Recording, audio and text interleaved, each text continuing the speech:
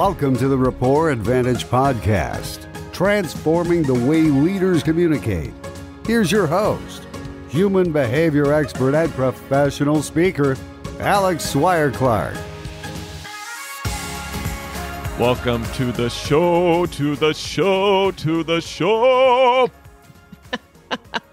Hi, Alex. That's mildly operatic, sort of, anyway. How are you, Liz? I'm good. How are you doing? I am fantastic. I just got back last week from the Broyhill Leadership Conferences, which is something I have been doing as kind of a way to give back to the kids in the community. I work with high school kids, dealing with leadership, goal setting, those types of things, how to write smart goals and do it in a fun package. We do all kind of Olympic-style games. It's right up my alley as a high I, so have a lot of fun with that. So I want to give a shout out to the group that I was with last week, my Kraken Cacti. What's up, Kraken Cacti? I'm sure I'll get some kind of hashtag Insta something photo Snapchat thingy bob. They were trying to show me how to use Snapchat at the thing. It was pretty much a big giant not good for if you're over 40 trying to use Snapchat. But anyway, we're not here to talk about Snapchat. We're here to talk about the 5 things that I's need to do to learn to be successful as a part of our 4-part series, number 2 in that series. If you haven't listened to the Rapport Advantage podcast before, we are here to help you break down the walls of miscommunication, increase your emotional intelligence, and build better relationships in the workplace and beyond. I am Alex Swire-Clark, CEO, speaker, and emotional intelligence expert. And I am Liz Parker, certified behavioral analyst, strategic growth consultant, job benchmarking whiz, and Vistage chair in Greenville, South Carolina. What? That's a lot, Liz. I know.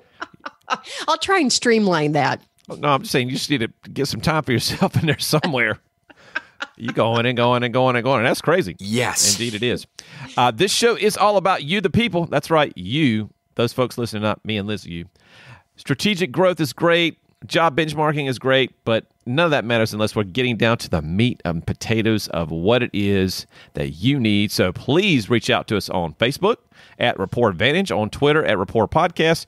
Send us any kind of questions that you have. We'll be happy to answer those on an upcoming episode. Again, today's main show topic, 5 things I's need to learn to be more successful.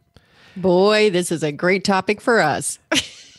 Normally I would have some kind of, soft piano music, like doom, doom, doom, doom. Dear diary, we're coming to you today, self-acclaimed I's, and we're going to try to struggle through this one by laying our hearts and minds out on the table for the entire audience to see, because we represent these 5 things quite clearly in many different aspects of our lives. So we're going to power through somehow, some way, and not be too emotional during this episode. We're going to start with number 1, which is we need to learn that time must be managed, especially when we're in those moments where we're trying to inspire others or influence others to think about things the way we do, or there's a really deep, meaningful relationship we're trying to talk about, or maybe a post we saw on social media that really means a lot to us, so we want to express.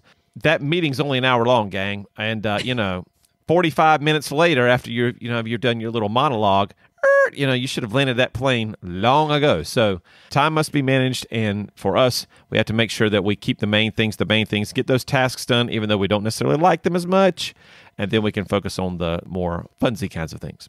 Well, I have to chime right in on this one because most of my clients know that when I go ahead and run a meeting, I set an agenda so that we can actually follow the start and finish time. But that is all I promise, the start and finish time, because somewhere in between, exactly as you describe, I go with the flow of what happens. And I have to stay at least within those parameters.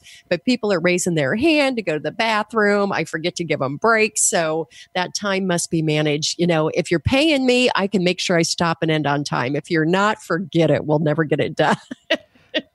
Unfortunately, these things aren't built into our brains. I don't know why. My wife has one that lives inside her all the time. And so the clock's always ticking and she always knows what's going on. But for me, it's just a matter of my clock was blown up a long time ago. And so I tend to get carried away sometimes when I'm speaking to someone, again, like you said, off the clock. When we're on the clock and, they say, well, you've got till 9 to 12, then, busted. We get busted if we go over. So we tend to stay on schedule.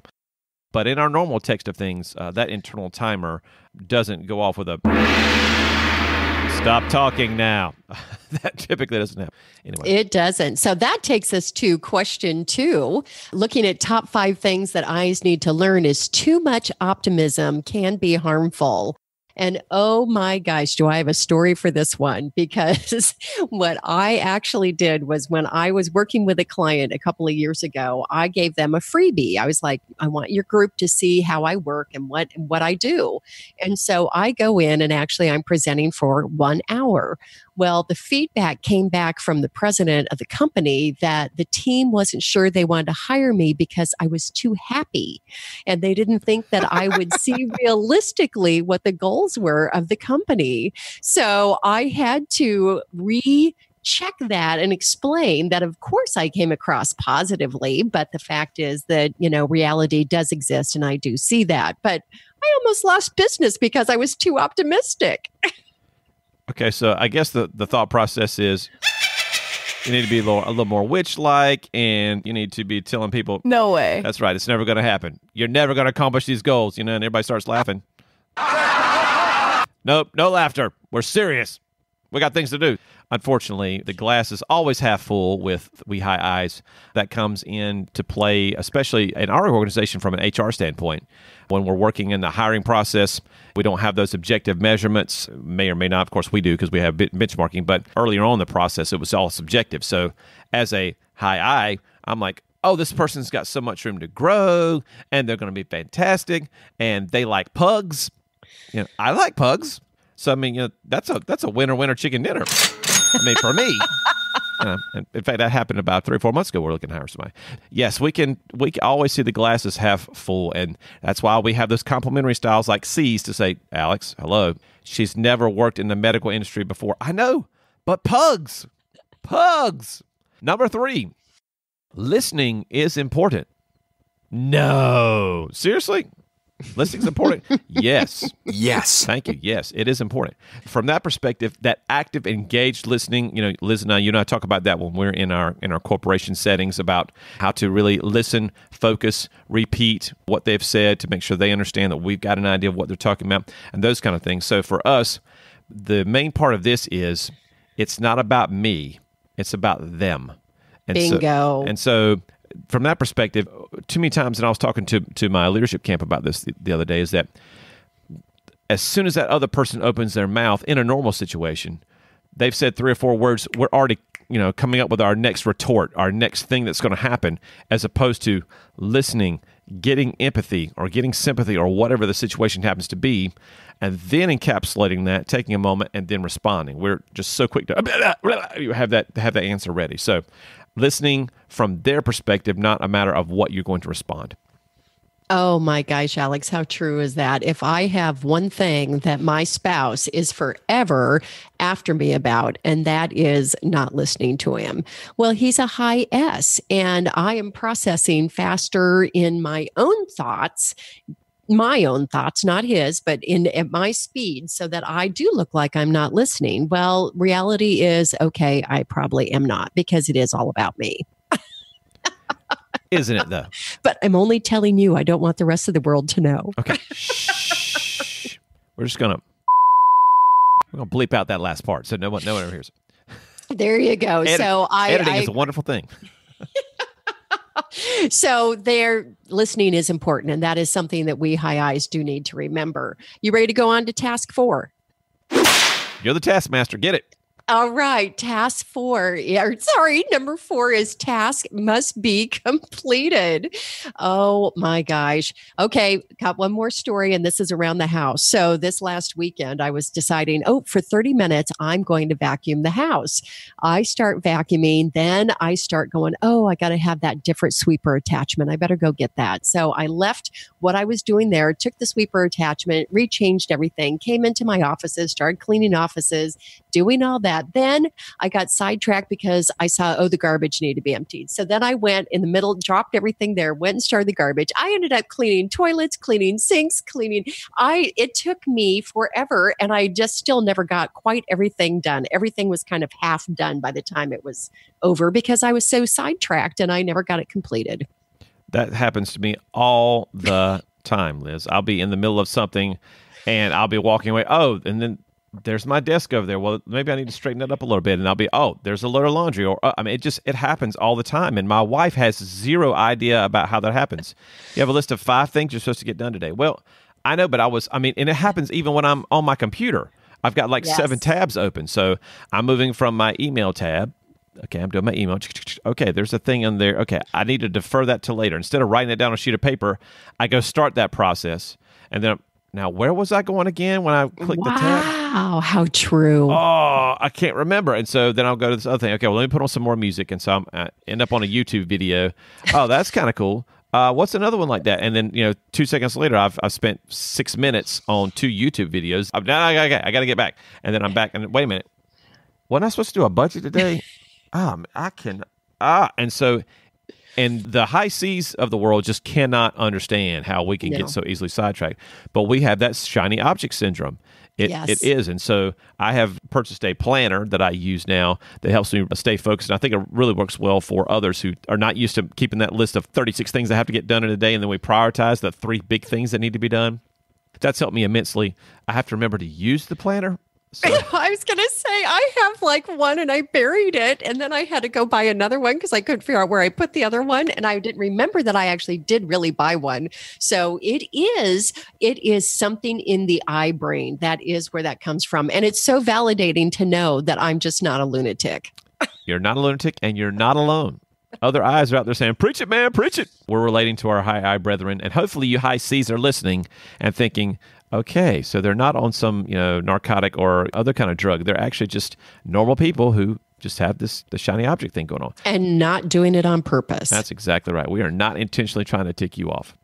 Which brings us to number 5, and that is the eyes need to learn that accountability is imperative, not optional.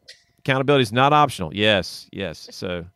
And our organization's definition of accountability is doing what you're supposed to do, as you're supposed to do it, when you're supposed to do it. Those 3 criteria. We preach that from the first day that we have new folks into our company. And from that perspective, it's one of those things where, as an I, the struggle is real because the rules are there for guidance. They're not necessarily for, hard and fast.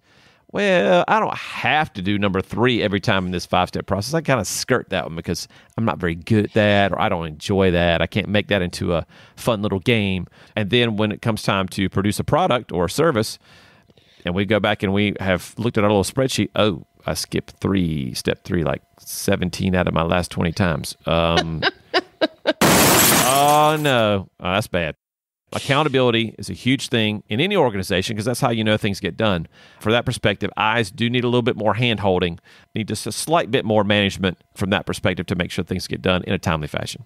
Being a Vistage chair, there are things that have to happen on the clock in the month to make sure that everything is consistent so the CEOs know when to do things and can count on it.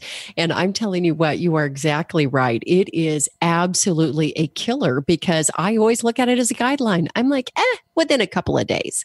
But then a couple of days turn into next week. And then somebody doesn't know when we're having a meeting. And so the accountability is key. And it is one of those things I skirt on a regular basis because everybody needs accountability except for high eyes who believe we don't. That's right. And you made a great point, Liz. It's the as you should part of that's a struggle. I mean, obviously timelines are a struggle for eyes anyway, but that as is critical. The D's, that D personality, they're defiant. I don't need that rule. We're not trying to be angry about the rule. It's just not something we really want to do. And it's not that engaging or entertaining. And so that's a really big piece of the process, which is why when it comes back to job benchmarking, again, we hit this all the time. If you have that job description clearly laid out for the eyes, it's inescapable. They know exactly what they're supposed to be doing. So the higher the eye, the more detailed you want that job description for them to be successful. And I just had a fabulous idea, and that is even for me. So, as terms of accountability is imperative, if we would actually know that at the end of the process, we get to talk to somebody, that could be our motivator. right? Knowing that you do this, you get to have a conversation with somebody. You get to go have coffee with somebody. You get to go report to somebody about something can make it fun. So maybe having that fun approach is a real motivator to getting eyes to do that. Totally agree, because eyes want to be heard. We like to be liked, and we want to know that our opinion is valuable and validated. So if we have that locked in time where you get to talk to a manager, supervisor, what have you, about, hey, how was this experience for you? What did you learn? How can we improve this? Then that gets buy-in from the eye. Hey, what my opinion matters. So I'm going to give you that feedback, and then they go out of there saying, yeah, what I said was important. Woohoo! They have that kind of that aha moment. And so that gives them validation. And again, it's a tiny little sense of ownership in whatever that process was. Great. So those 5 things again were: time must be managed. Too much optimism can be harmful. Listening is important. Tasks must be completed. And accountability is imperative. Those are the top 5 things that eyes need to learn to be successful. And that's going to do it for today's show. I'd like to thank Liz, as always, for joining me. Liz, how can folks get in touch with you? Alex, they can reach me at liz@ltresults.com or visit my website at ltresults.com. Perfect. On the next podcast, we'll discuss the 5 things that S's need to do to be successful. Thanks so much for listening, and we'll see you next time. Bye-bye. Thanks for listening to the Rapport Advantage podcast. We'd love to hear from you. Join the conversation on Facebook at The Rapport Advantage and follow us on Twitter at Rapport Podcast.